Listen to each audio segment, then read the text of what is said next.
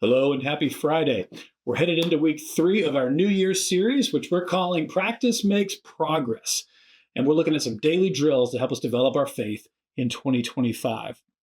We started off the series a couple of weeks ago and we said if you want to make progress toward a fruitful life, the kind of life that makes an impact, makes a difference in the lives of those around us, then practice deepening your love for others by taking an interest in their spiritual life. And I gave you a daily drill to practice to help cultivate that love for other people. Last week, we looked at how to make progress toward conquering our fears, specifically our fear of commitment, of taking a deeper level of commitment in our spiritual life. And we said, if you want to make progress toward overcoming your fear of a deeper commitment to Jesus, then practice unity with Christ and others by looking to the interests of others rather than our own interests. And I gave you a daily drill to practice that this week. I wonder how you're doing. On daily drill number 2, I'll give you a little bit of a confession. This one's harder for me than daily drill number 1 was. So I'm trying to put these into practice in my own life as we do this together. I'll share more about that when we get to the sermon on Sunday, which leads me to practice number 3 and daily drill number 3. This week, we're going to talk about how to make progress toward freedom from guilt. Guilt is what we feel when we've done something wrong.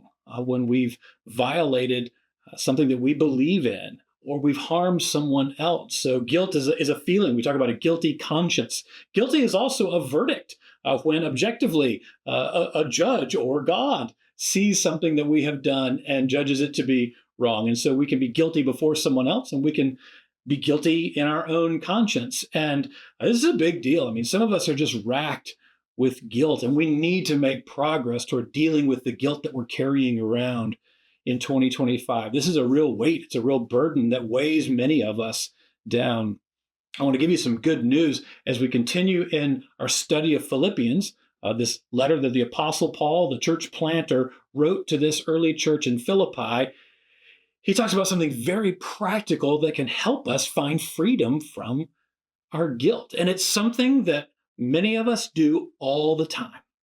And by simply changing some of these behaviors, it can begin to work into us something different on the inside as God is at work in us, and we can begin to take steps of freedom from guilt. So I know this is a big one for many of us. And so I'm eager this week. I sort of say I'm excited, but dealing with something as serious as guilt, I'm eager. I'm wanting to get into this week for our good, for our progress in 2025. I hope you'll join us. Really looking forward to making progress this year in our faith with you as we implement these daily drills. And I'm going to have another daily drill for you this week as well. So looking forward to all that's to come.